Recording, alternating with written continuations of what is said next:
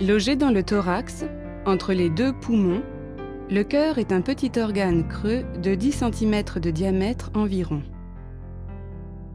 L'épaisse enveloppe musculaire qui compose sa paroi, le myocarde, se contracte selon un rythme régulier, ce qui pompe constamment le sang de l'organisme. Le cœur est constitué de 4 cavités, les 2 oreillettes et les 2 ventricules. Ces cavités forment 2 systèmes séparés qui ne communiquent pas directement entre eux.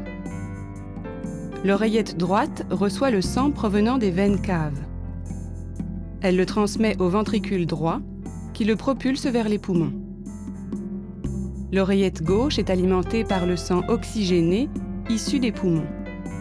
Le sang passe dans le ventricule gauche, qui l'expulse ensuite par l'aorte vers le reste du corps.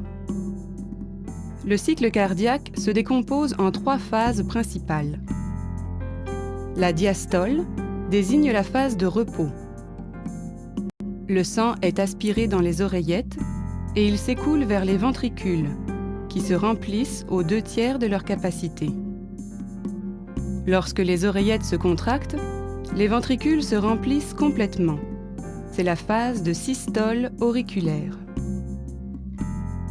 Peu de temps après, les ventricules se contractent à leur tour, de manière à expulser le sang dans les artères. C'est la systole ventriculaire. Ces 3 phases peuvent être visualisées sur un électrocardiogramme qui enregistre l'activité du cœur. Le cœur bat au rythme de 70 contractions par minute en moyenne.